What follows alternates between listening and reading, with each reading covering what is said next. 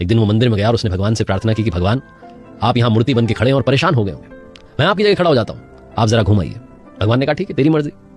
भगवान ने कहा ठीक है, मैं जा तो रहा हूं, लेकिन एक काम करना, एक बात ध्यान रखना, शर्त यह है कि तुम्हें आज दिन भर में मंदिर में जो भी आ रहा, तुम्हें सिर्फ उनकी सुननी है, कुछ कहना नहीं है, कुछ करना नहीं है, बस सुनते जाना है।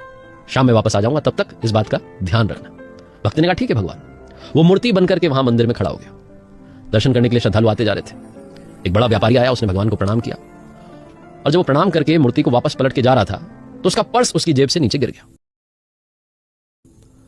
लेकिन उसका ध्यान नहीं गया, वो जल्दी में निकल गया। जो भक्त मूर्ति बन के वहां खड़ा था वो देख रहा था कि अरे अरे नुकसान हो गया, अब क्या होगा। उस व्यापारी के जाने के बाद जो अगला दर्शन करने के लिए आया वो गरीब व्यक्ति था।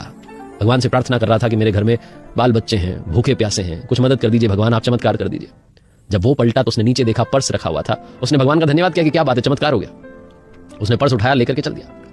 ये जो भक्त भगवान बन के खड़ा था ये सोचने लगा कि अरे ये क्या हो गया, चोरी कर ले गया। वो गरीब व्यक्ति वहां से चला गया। उसके बाद में एक नाविक आया जिसको एक समुद्री यात्रा पर निकलना था 15 दिन के लिए।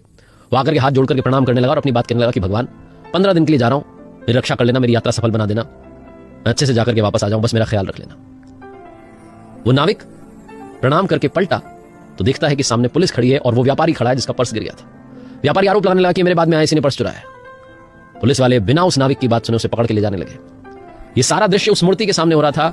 वो मूर्ति जो भक्त के रूप में वहां थी, वो भक्त वहां खड़ा हुआ था और उससे अब रहा नहीं गया। वो फूट पड़ा, उसने कहा रुको रुको रुको, गलत कर रहे हो आप, इस नाविक ने पर्स नहीं चुराया, इससे पहले गरीब व्यक्ति आया था उसने पर्स चुराया है, उसको आप पकड़ करके अंदर कीजिए, ये तो बेचारा समुद्री यात्रा पर जा रहा है। गरीब व्यक्ति के घर का पता बता दिया गया तो वो पकड़ लिया गया, उसके पास में पर्स मिल गया। शाम में जो बात हुई थी उसके मुताबिक वापस भगवान आए। भक्त अपनी जगह पर पहुंच गया, भगवान अपनी जगह पर विराजमान हो गए। तो भक्त खुशी खुशी बताने लगा कि भगवान आज ये सब हुआ। भगवान ने कहा मैंने तुमसे कहा था ना कि कुछ कहना मत, कुछ करना मत, बस खड़े रहना, चुपचाप देखते रहना, मैंने सबके लिए योजना बना रखी है, सबके लिए प्लान बना रखा है, तुमने सब बिगाड़ दिया। भक्त ने कहा ऐसे कैसे महाराज, क्या कर दिया भगवान।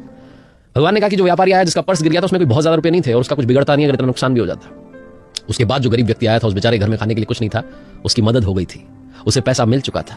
उसके बाद जो नाविक आया था जो कह रहा था कि 15 दिन की यात्रा पर जा रहा हूं, वहां भारी तूफान आने वाला था, उसकी जान जाने वाली थी, तुमने सारा खेल बिगाड़ दिया।